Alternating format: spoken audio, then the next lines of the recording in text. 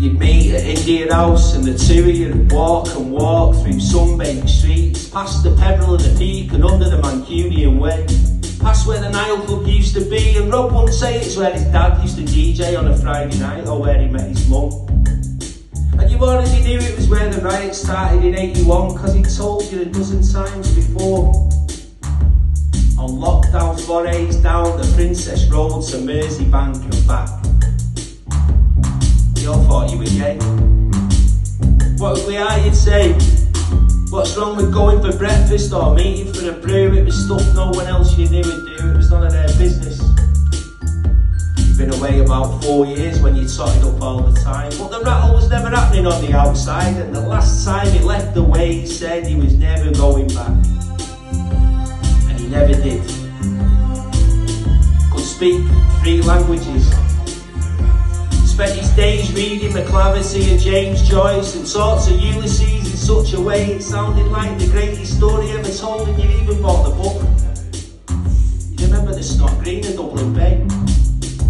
But after the 3rd attempt, you give up. Couldn't be arsed with all that.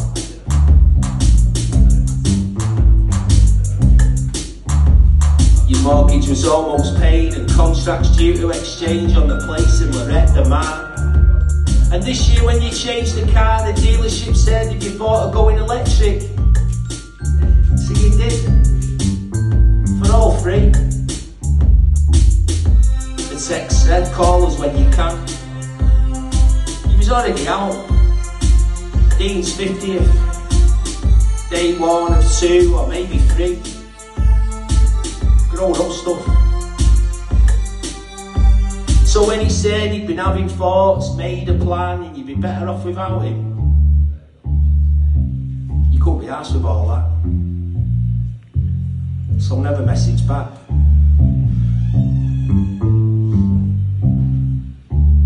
You remember this street is empty when it was only you two here. Now the speakerphone rants and delivery bags swinging from handlebars. A tattooed face as a double take from the back of a 192. Ivy's mobs are keeping watch through watermelon flavour plumes. It's easy to lose someone in a crowd and wind up stood on your own. But you know whose dad used to DJ here on a Friday night? Because you've been here a dozen times before. Safe man. It's what he'd always say. When you met, when you left, in shops or on a text. And he'd be laughing his head off if he ever knew. Lately he'd started saying the same thing too. And you'd say it's okay if it comes on top. Because in the end it'll all come out in the wash. And you're going to give Ulysses another go. Because now you know it's just the story of someone lost. Try to find a way home.